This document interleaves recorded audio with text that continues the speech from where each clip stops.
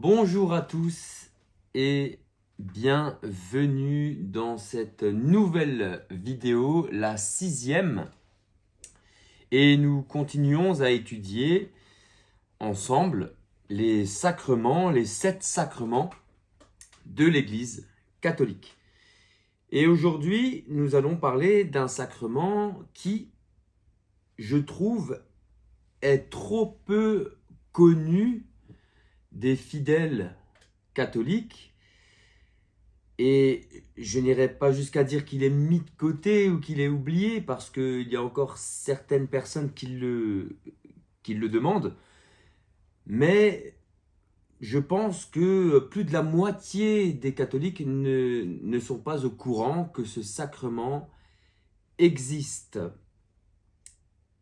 Nous allons donc parler aujourd'hui d'un magnifique sacrement. Alors, comme tous les sacrements sont magnifiques, car de toute façon, ils ne peuvent que l'être, car ils viennent directement de notre Seigneur.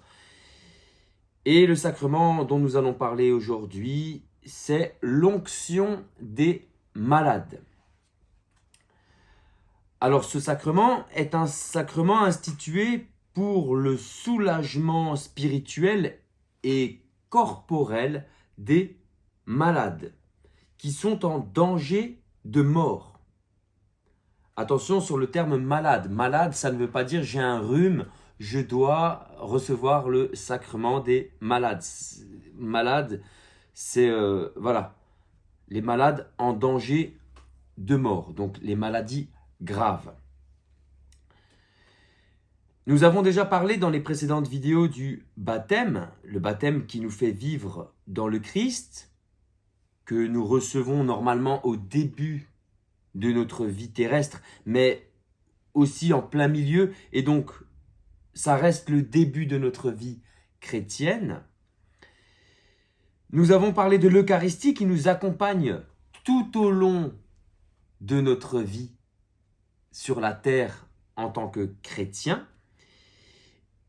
Nous avons aussi parlé du sacrement de la pénitence, de la confession, qui elle aussi est censée nous accompagner depuis le début de notre baptême jusqu'à notre mort.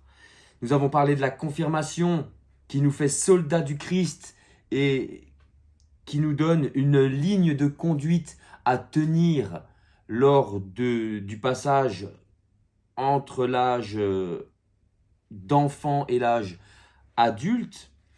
Et aujourd'hui, nous parlons d'un sacrement qui nous accompagne à bien mourir, qui nous aide à bien terminer notre vie terrestre.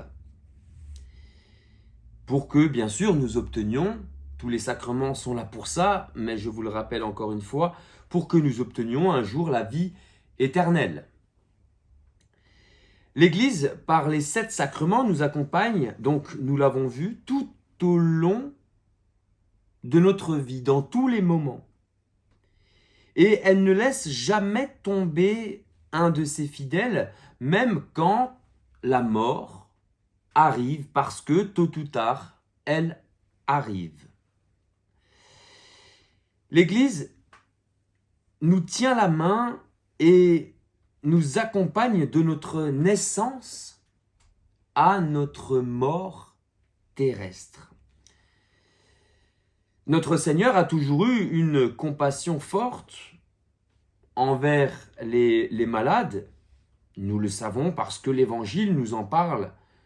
Du début à la fin de son ministère public, notre Seigneur a toujours été pris de compassion pour les personnes malades qui sont sur son chemin. Et l'Évangile nous parle de nombreuses fois où notre Seigneur a guéri des infirmes de toutes sortes. Donc, on voit bien que le Christ a toujours été attiré par ces personnes qui ont besoin d'un coup de main, qui ont besoin d'aide. Et notre Seigneur a guéri les maladies, mais il a aussi remis les péchés. Donc, il a guéri le corps et en même temps l'âme. il a guéri l'homme dans son entièreté. Il a guéri des hommes tout entiers. Mais pour être guéri, pour recevoir cette guérison de l'âme et du corps, il faut croire. C'est généralement les gens qui viennent à notre Seigneur, on le voit dans l'Évangile, ces personnes mettent leur foi en lui et ces personnes, suite à ça, sont sauvées. Les gens sont libres de venir à notre Seigneur ou non. Il y a, dans toutes les guérisons que notre Seigneur a faites lors de sa vie publique, dans les évangiles, il y a uniquement 2 passages où notre Seigneur impose une guérison. Alors, nous allons les lire ensemble. Il y a le paralytique de la piscine de Bethséda dans Jean chapitre 5, versets 1 à 9.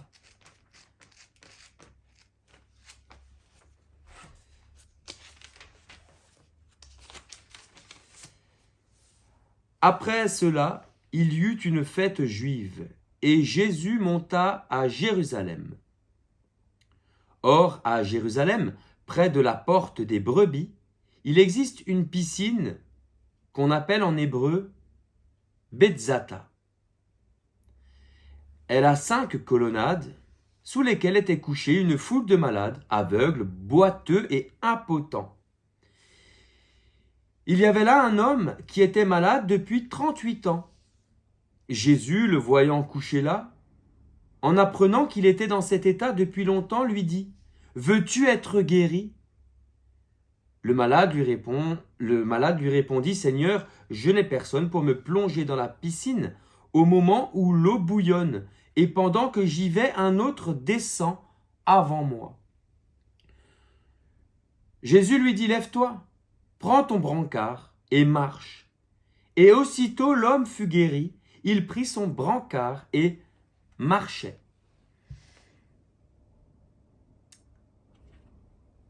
Donc, nous voyons bien dans ce passage que ce n'est pas l'homme qui vient trouver notre Seigneur en lui disant « Seigneur, guéris-moi », mais c'est bien notre Seigneur qui va le voir en lui disant « Veux-tu être guéri ?»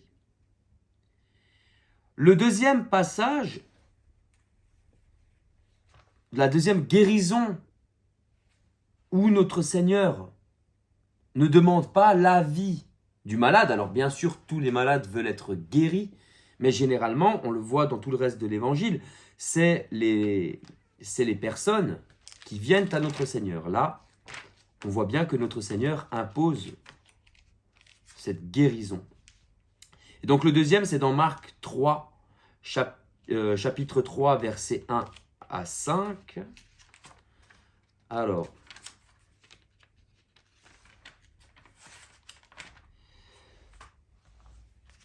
Jésus entra de nouveau dans la synagogue. Il y avait là un homme dont la main était atrophiée. On observait Jésus pour voir s'il le guérirait le jour du sabbat. C'était afin de pouvoir l'accuser. Il dit à l'homme qui avait la main atrophiée, « Lève-toi, viens au milieu. » Donc on voit bien que l'homme ne demande rien. Et s'adressant aux autres, il dit « Est-il permis le jour du sabbat de faire le bien ou de faire le mal, de sauver une vie ou de tuer ?» Mais eux se taisaient. Alors, promenant sur eux un regard de colère, navré de l'endurcissement de leur cœur, il dit à l'homme « Étends la main. » Il l'étendit et sa main redevint normale. Une fois sortis, les pharisiens se réunirent en conseil avec les partisans d'Hérode contre Jésus pour voir comment le faire périr. Donc, dans ce passage de l'Évangile, comme dans le premier, on voit bien que l'homme ne demande rien, il est là au milieu de la foule, c'est le jour du sabbat, il est à la synagogue. Et notre Seigneur lui dit, viens, mets-toi au milieu et étends ta main, et il le guérit. Dans ces deux cas, il y a quand même une raison pour laquelle notre Seigneur guérit ces deux malades, c'est pour confronter les pharisiens. Mais tout le reste de l'évangile nous montre bien que c'est les malades qui viennent à notre Seigneur. Et tout l'évangile, que ce soit les malades qui viennent à lui ou lui qui va à eux, nous voyons bien que notre Seigneur a une relation toute particulière avec les personnes qui souffrent. Notre Seigneur aime guérir les malades. La maladie, la souffrance, par la passion et par la mort de la croix de notre Seigneur, ont un sens nouveau.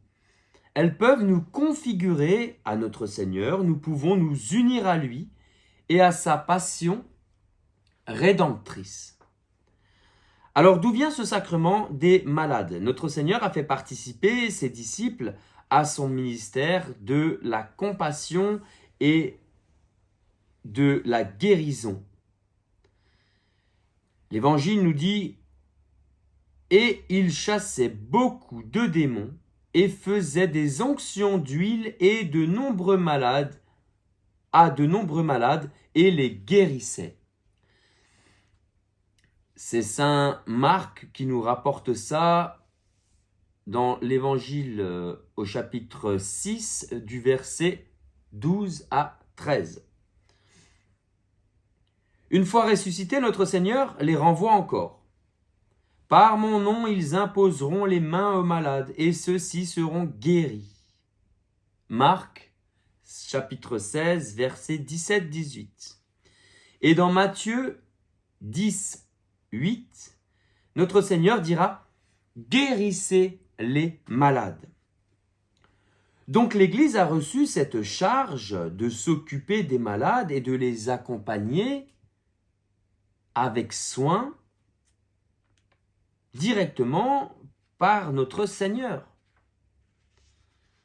Suite à ça, saint Jacques, apôtre du Christ, nous dit dans sa lettre « Quelqu'un parmi vous est malade, qu'il appelle les presbytres de l'Église et qu'il prie sur lui.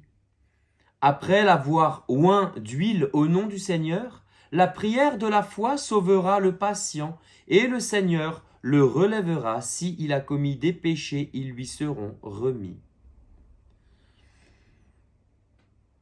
Donc, on voit bien que depuis 2000 ans, l'Église appelle à prier pour les malades et à leur faire cette onction pour accompagner et réconforter tous ceux qui sont éprouvés par la maladie. Alors, comme pour tout sacrement, pour qu'il soit valide, vous commencez à le comprendre, nous sommes à la 6e vidéo sur les sacrements, il nous faut, pour qu'il soit valide, 3 choses obligatoires: la matière, la forme et le ministre.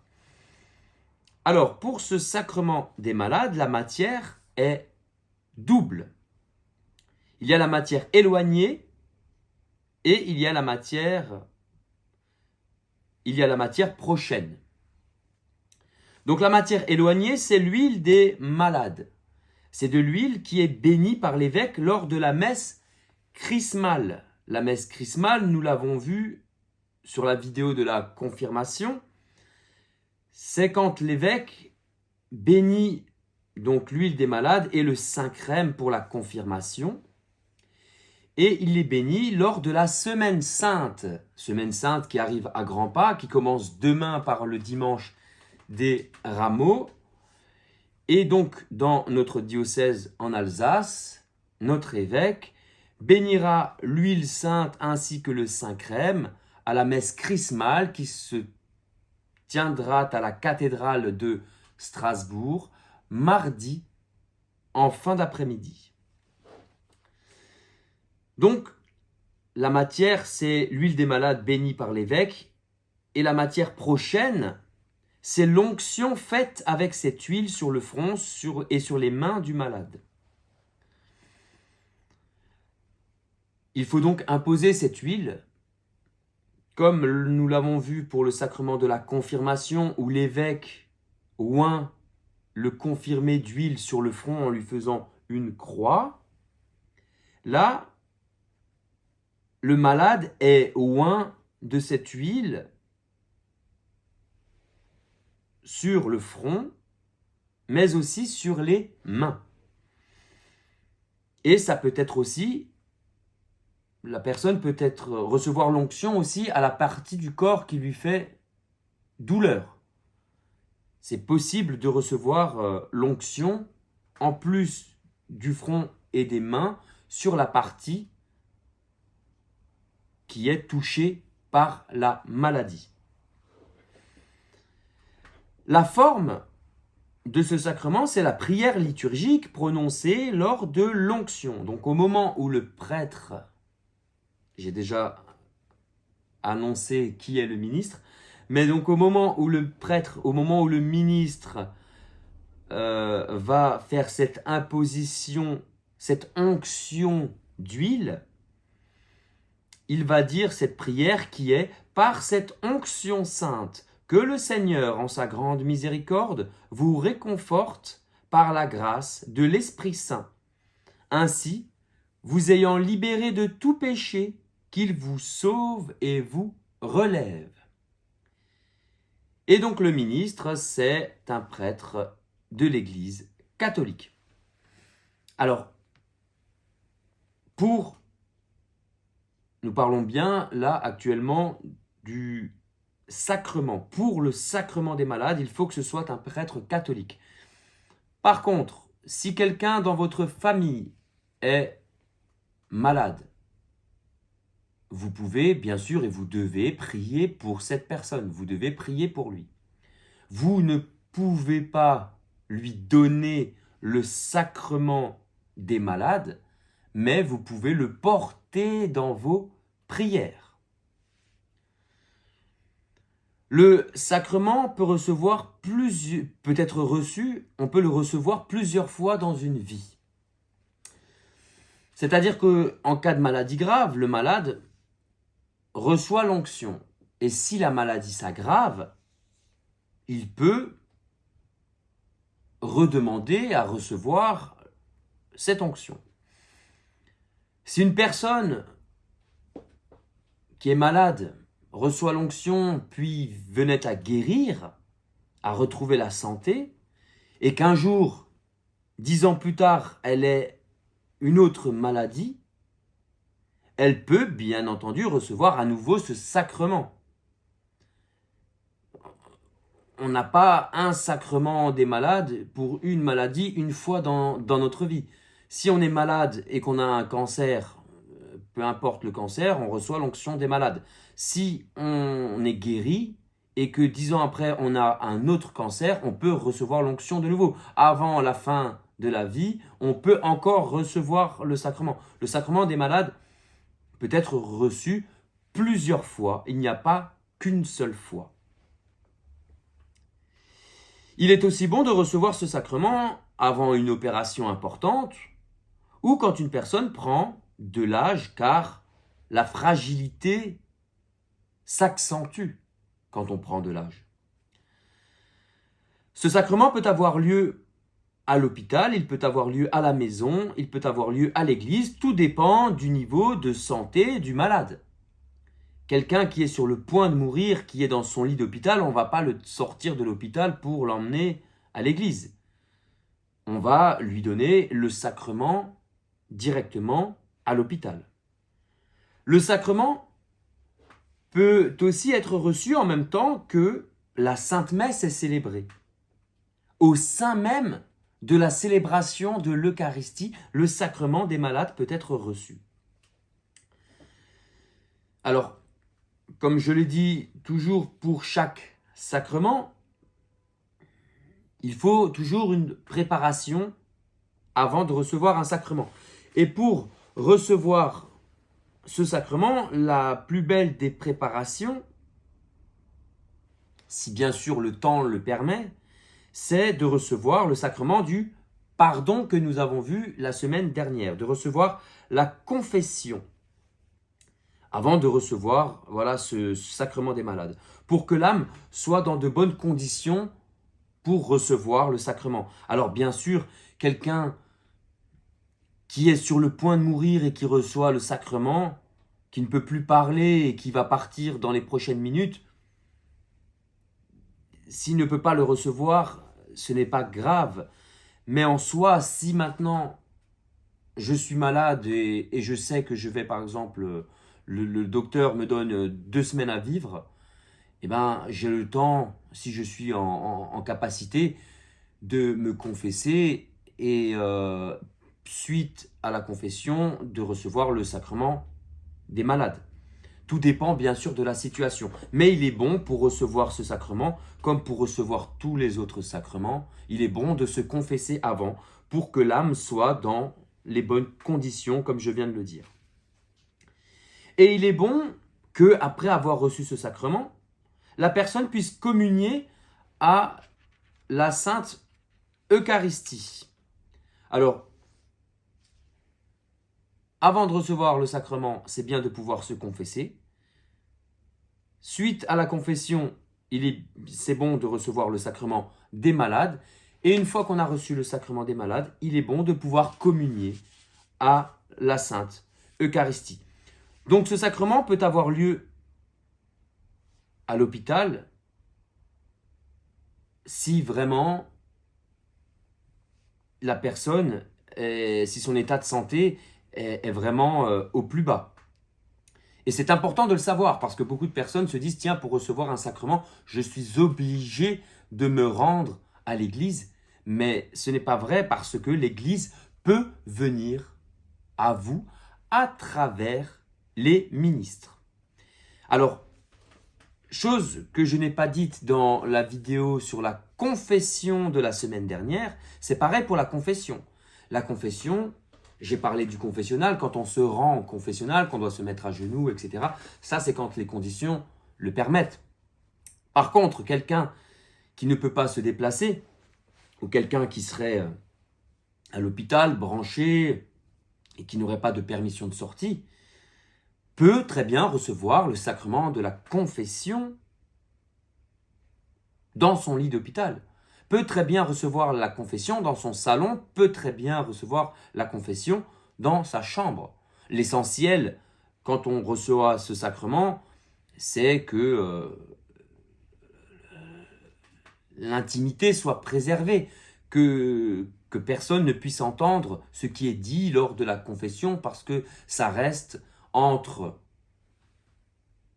le pénitent, celui qui confesse ses péchés, celui qui va donner le sacrement du pardon et le bon Dieu. Donc, tout ce qu'il faut, c'est être isolé dans une pièce, pouvoir s'isoler avec le ministre, donc avec le prêtre. Et c'est pareil pour la communion, parce que je viens de dire qu'il est bon de recevoir après ce sacrement la Sainte Eucharistie. Alors la Sainte Eucharistie, il faut le savoir, il y a des personnes qui sont au courant et d'autres qui ne le savent pas, la Sainte Communion peut être portée aux malades. Il y a des personnes qui ont cette mission particulière de porter la communion aux malades à l'hôpital ou à leur domicile. Alors, ça peut être des prêtres et ça peut être des diacres et des personnes laïques. Par exemple, nous, dans notre paroisse, nous avons reçu donc cette petite bourse, ce petit sac, et à l'intérieur de ce petit sac, donc ça c'est pour pouvoir transporter la Sainte Eucharistie qui nous est donnée à l'église. Donc à l'intérieur du petit sac, nous trouvons une custode, donc à l'intérieur, c'est pour pouvoir transporter le Saint-Sacrement, le corps du Christ, donc l'hostie est déposée à l'intérieur, et la mission de celui qui reçoit cette custode, c'est bien d'emmener le sacrement de l'Eucharistie à un malade. Alors ce n'est pas de lui donner le sacrement forcément le sacrement des malades, l'onction des malades, parce que il ne peut pas s'il n'est pas prêtre. Par contre, si un prêtre devait emmener la Sainte Communion, il pourrait très bien lui aussi prendre une custode pour emmener la Sainte Communion aux malades. Mais si c'est un diacre ou si c'est une personne laïque, eh ben, la personne reçoit donc la Sainte Hostie, elle est déposée dans cette custode. Nous avons aussi dans notre petit sac, normalement, une petite feuille de prière qui est dans mon sac, et un petit corporal, comme il est déposé sur l'autel pendant la messe, un petit corporal qu'il faut déplier, où dessus on viendra déposer la custode ouverte et où on priera avec la personne avant de lui donner la Sainte Communion.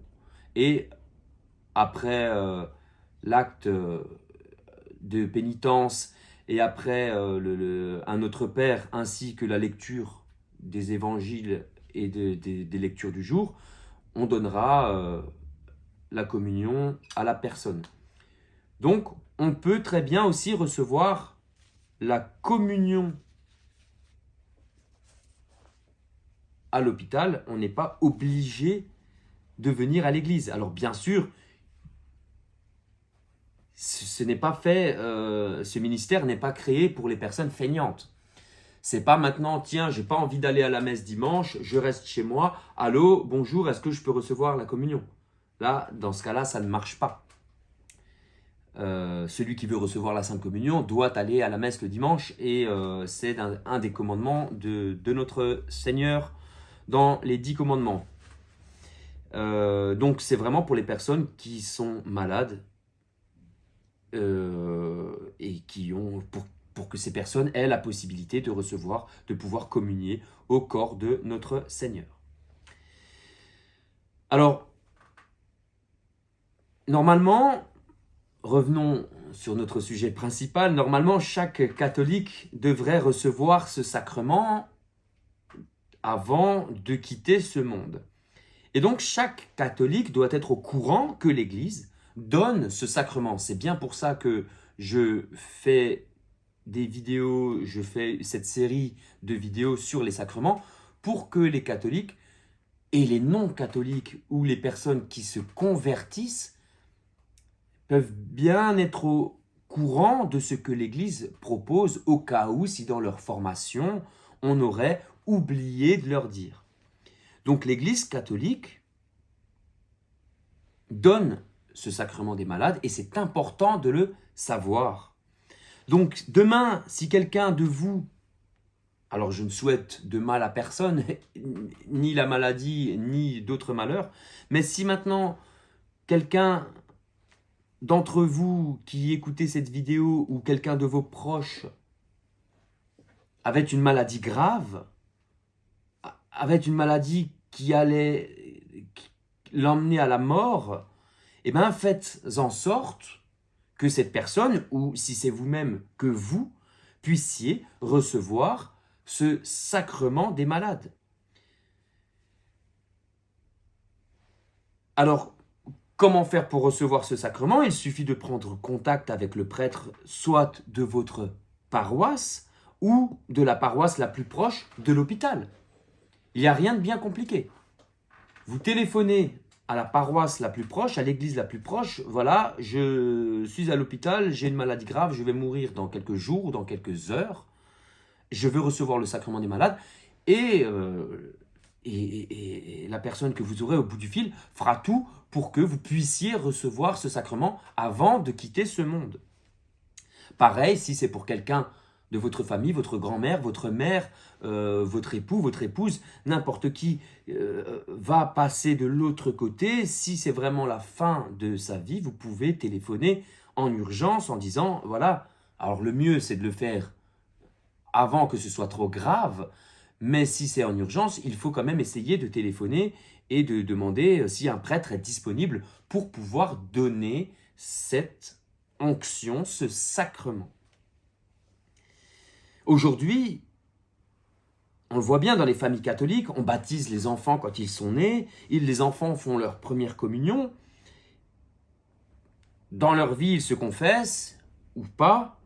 Et quand quelqu'un meurt dans la famille, eh ben, on téléphone à l'église pour l'enterrement. Mais rares sont les personnes qui téléphonent avant la mort pour demander le sacrement des malades.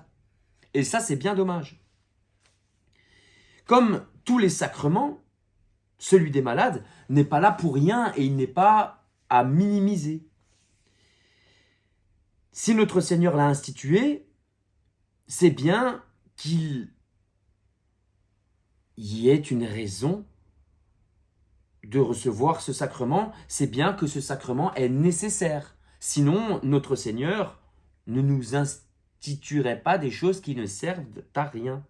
Notre Seigneur ne nous a pas institué les sacrements pour nous faire perdre du temps, mais bien pour que nous obtenions dans le temps que nous avons sur la vie, en recevant ces sacrements, pour que derrière nous obtenions la vie éternelle. Moi, personnellement, je pense souvent à ces âmes qui, au moment de la mort, ne sont pas prêtes à mourir parce qu'ils n'ont pas utilisé les moyens que Dieu nous a donnés à travers son Église. Et c'est bien dommage.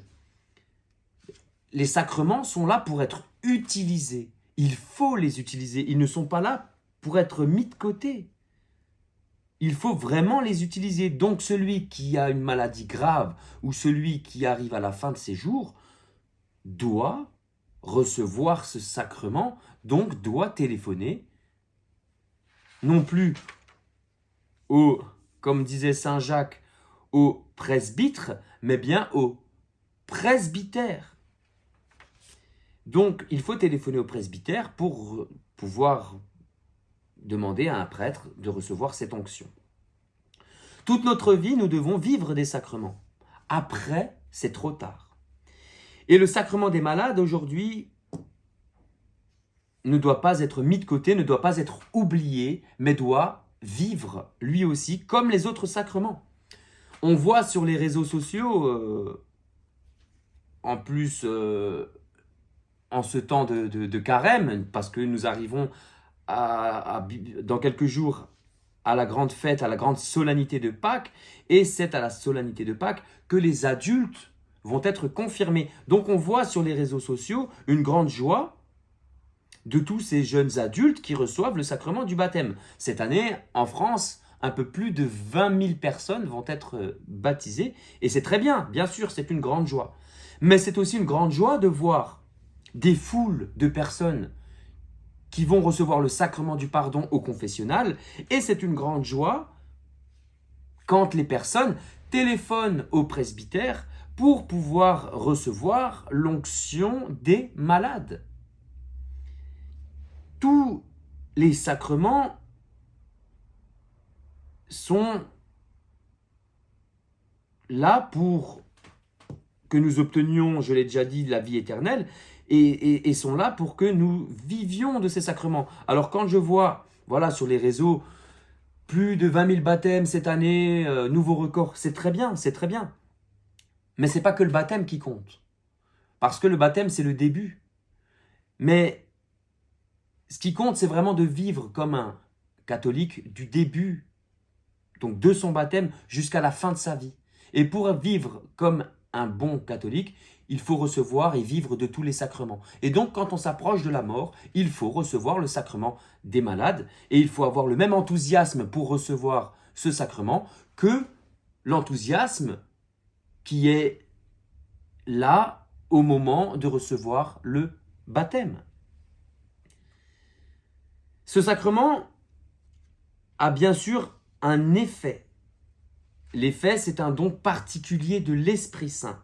Il donne aussi la grâce de réconfort, de paix et de courage pour vaincre les difficultés propres de la maladie ou de la vieillesse. Alors, pour recevoir ce sacrement, il faut bien entendu, comme pour tous les sacrements, avoir reçu le premier des sacrements, qui est le baptême. Mais il faut aussi être malade ou avancé en âge. Un jeune homme de 25 ans qui est dans la force de l'âge, qui est en pleine santé, n'a pas besoin de téléphoner au presbytère ou d'aller voir son curé en lui disant « j'aimerais recevoir le sacrement des malades ». Ça n'a pas de sens, bien sûr. Par contre, une personne de 75 ans qui est en mauvaise santé, là, ça a tout son sens de recevoir le sacrement des malades. Maintenant, un jeune qui est atteint d'une maladie grave et qui a 25 ans a besoin de recevoir ce sacrement. Une personne de 60 ans qui est en pleine forme et qui est en pleine santé n'a pas besoin de recevoir ce sacrement. Alors, ce n'est pas une question d'âge, mais c'est une question de santé. Ça devient une question d'âge quand on commence vraiment à vieillir. On sait bien que si on est en pleine santé jusqu'à ses 75 ans, on sait très bien qu'à 75 ans, on est plus proche de passer de l'autre côté que normalement à 25. Même si la mort peut arriver à tout moment, quand on rentre dans la vieillesse, on sait qu'on va tout doucement arriver vers la mort. Donc, il est important, quand on commence vraiment à vieillir, de se dire, bah tiens, c'est peut-être le moment que je reçoive ce sacrement que je n'ai pas encore reçu au cours de ma vie. Le catéchisme de l'Église catholique, au numéro 1523, nous dit en parlant du sacrement des malades, une préparation au dernier passage. Si le sacrement de l'onction des malades est accordé à tous ceux qui souffrent de maladies et d'infirmités graves, il est à plus forte raison à ceux qui sont sur le point de sortir de cette vie. Donc il ne faut pas forcément être très malade pour recevoir ce sacrement, cette onction, mais si on est très vieux, même si on n'est pas malade, on peut le recevoir. Ce sacrement de l'onction, quand il est fait au moment où la mort arrive réellement, l'Église lui ajoute l'Eucharistie comme viatique. Donc, le prêtre donnera le sacrement des malades, et en plus, il viendra donc avec sa petite pochette, si il est de notre paroisse, avec à l'intérieur sa custode, et le prêtre donnera, après avoir donné le sacrement des malades, donnera le viatique, donc la communion, le Saint-Sacrement, il le donnera à la personne mourante. Cette dernière communion accompagne le mourant lors du passage de la mort à la vie, de ce monde vers le Père. Ce sacrement de l'onction des malades est donc aussi important que les autres sacrements, je l'ai déjà dit et je reviens dessus, parce qu'il est nécessaire et il ne faut pas le négliger, il ne faut pas mettre ce sacrement de côté. Il est important comme tous les sacrements. Donc si vous regardez cette vidéo et que vous êtes malade, ou que vous allez vous faire opérer, alors il ne faut pas se faire opérer, ce n'est pas pour une opération, voilà, pour une petite opération. Si quelqu'un va se faire opérer, qui regarde cette vidéo et qui va se faire opérer, je ne sais pas, mais d'une opération grave, ou que les personnes qui regardent cette vidéo sont peut-être mourantes, ou proches de la mort, eh bien, ne négligez pas ce sacrement, allez le demander au presbytère, téléphonez, passez un coup de fil. Si quelqu'un de votre famille ou quelqu'un que vous aimez est dans cette situation, c'est pareil. Aujourd'hui ou dans 10 ans, si aujourd'hui tout le monde va bien, tant mieux pour vous, mais si dans 10 ans, les gens de votre famille commencent à se rapprocher tout doucement de la mort, parlez-leur de ce sacrement. N'hésitez pas à parler de ce sacrement. L'Église est là dans la vie comme dans la mort ou la maladie. Elle attend que vous demandez si vous en avez besoin. Donc, n'hésitez vraiment pas à demander ce sacrement. Et si c'est pour quelqu'un d'autre, ayez les bons arguments pour que celui que vous aimez le reçoive. Aujourd'hui, celui qui aime vraiment quelqu'un, qui a de l'amour pour une personne, veut forcément le bien de l'autre. Et pour vouloir le bien de l'autre, eh ben, quand on veut le bien de quelqu'un qu'on aime, on veut qu'il obtienne un jour la vie éternelle, surtout si on est catholique, surtout si on est croyant. Et donc, il faut avoir les bons arguments pour pouvoir peut-être lui sauver la vie et pour pouvoir faire en sorte qu'il obtienne la vie éternelle. Donc, si votre maman, votre grand-mère, votre grand-oncle est sur un lit d'hôpital et les docteurs parlent d'une mort qui arrive tout doucement, parlez-lui de ce sacrement. Allez avec des arguments et parlez-lui de ce sacrement. Et s'il faut même, prévenez un prêtre pour qu'il passe la voir et même qu'il lui explique ce que c'est ce sacrement. Tout catholique, comme il reçoit le baptême, doit recevoir le sacrement des malades à la fin de sa vie. C'est important. Voilà pour ce beau sacrement des malades. Alors, comme pour toutes les autres vidéos sur les sacrements, si vous avez la moindre question, n'hésitez pas à laisser un commentaire auquel je me ferai un plaisir de répondre. Nous rentrons demain par le dimanche des rameaux dans la semaine sainte. Je ne publierai pas de vidéo le week-end de Pâques ni le week-end d'après. Donc, nous nous retrouvons non pas la semaine prochaine, ni dans 2 semaines, mais dans 3 semaines pour la prochaine vidéo où nous continuerons à parler ensemble des sacrements de l'Église catholique.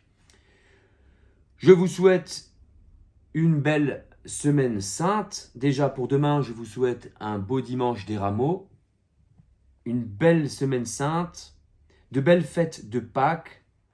Remplissez vos églises, confessez-vous avant la fête de Pâques et communiez au corps de notre Seigneur Jésus le Christ ressuscité.